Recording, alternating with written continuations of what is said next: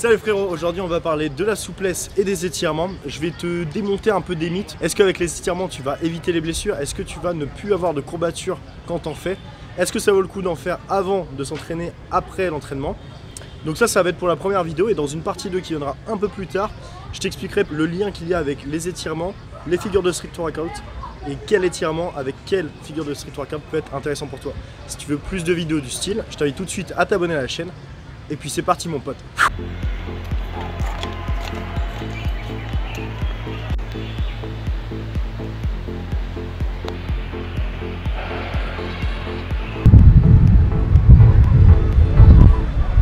Par rapport aux blessures, qu'est-ce qu'il faut savoir? En fait, ce qu'il faut savoir, c'est que quand tu te blesses, la plupart du temps, tu vas te blesser dans une amplitude de mouvement qui est classique.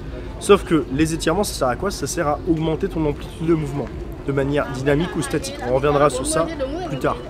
Et du coup, ça fait que peu importe que tu sois souple ou pas, tu vas quand même te blesser. Donc en gros, ça va pas t'empêcher de te blesser, de t'étirer fréquemment, quotidiennement. Maintenant, par rapport aux courbatures, là, c'est un peu plus touchy. Tu as forcément déjà fait un petit footing, et puis après, on te dit, étire-toi après le footing, ça va t'éviter d'avoir des courbatures. Donc là, il faut savoir, est-ce que c'est juste un mythe populaire ou est-ce que c'est une vraie donnée? Est-ce que c'est un vrai truc? Du coup, les chercheurs, ils ont fait une étude avec des rameurs. Donc deux groupes, un groupe de rameurs qui allait s'entraîner à fond pour créer des courbatures et s'étirer à la fin pendant 15 minutes, et un autre groupe qui allait faire pareil mais pas s'étirer. Et au bout de 3 jours, ils échangeaient.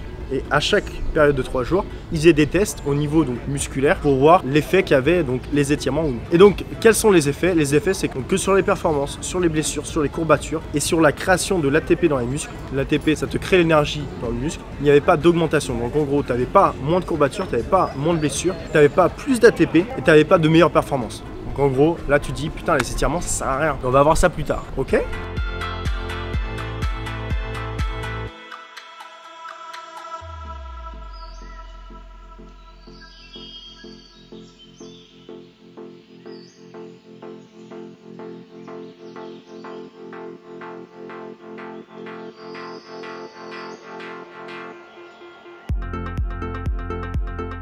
Il faut savoir à quoi servent les étirements.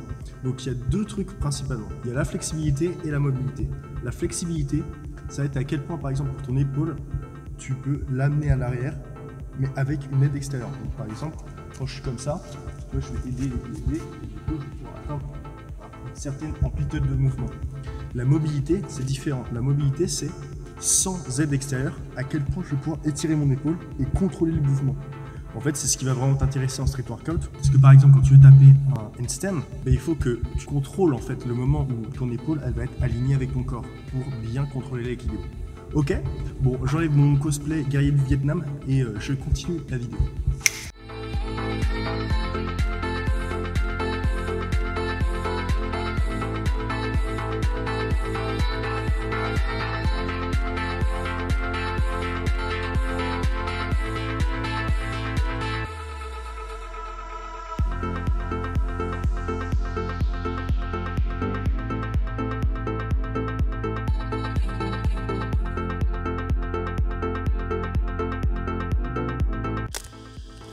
Ok, donc là on va parler de qu'est-ce que tu étires quand tu fais un étirement. Il y a 3 choses. Tu vas avoir le muscle, le tendon et la jonction entre les deux. Ce qu'il faut savoir, c'est qu'en fait le muscle, c'est vraiment l'unité élastique. Donc en gros, tu peux l'étirer à 50 à 70%.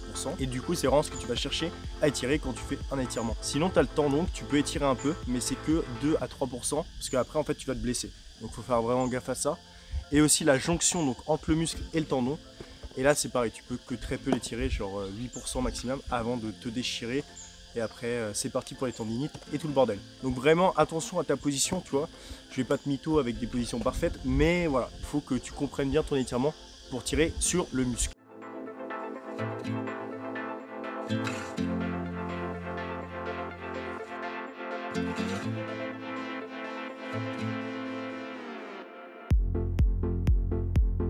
Tu as deux catégories d'étirements. Tu as le passif et le actif. Dans le actif, tu vas avoir le statique, activo-dynamique et le balistique. T'inquiète, c'est des mots un peu complexes, mais c'est très simple et tu les connais certainement déjà.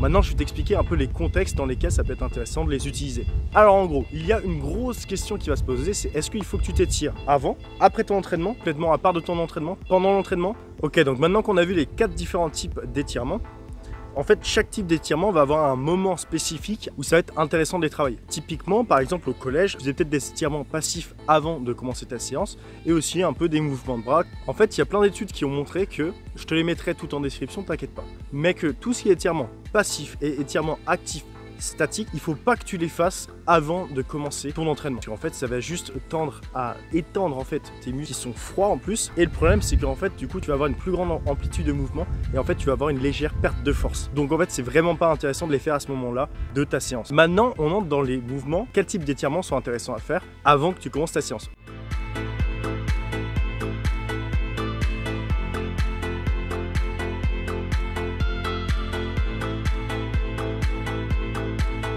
Donc pour l'échauffement, il faut faire donc des étirements qui sont balistiques ou activo-dynamiques. Je te rappelle juste le but en fait de faire ces étirements au moment de l'échauffement. Ça va augmenter ta température corporelle, ça va aussi augmenter l'apport en oxygène au niveau de tes muscles et aussi ça va améliorer la transmission nerveuse entre ton cerveau et le muscle pour mieux exécuter le mouvement. Du coup, qu'est-ce que ça va faire? Ça va juste améliorer tes performances musculaires. C'est vraiment non négligeable, donc je te conseille vraiment aussi de t'échauffer et tirer donc juste pour ça. Et ça va bien sûr t'éviter les blessures au niveau des muscles et des tendons.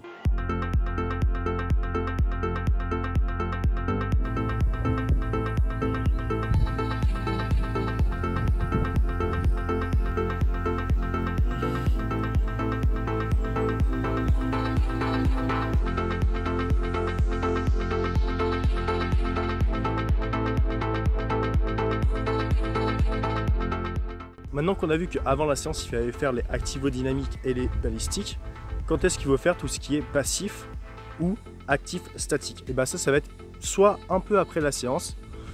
Moi je le conseille pas personnellement parce que tu peux en fait plus te déchirer de fibres musculaires, parce que normalement quand tu vas t'entraîner tu te démontes, donc tu vas encore plus en démonter des fibres musculaires. Ces étirements là, personnellement moi je les fais pendant une séance de yoga que je fais le matin. Ça te permet de te mettre en mouvement et en fait ils servent vraiment à la base de gagner en flexibilité et en mobilité.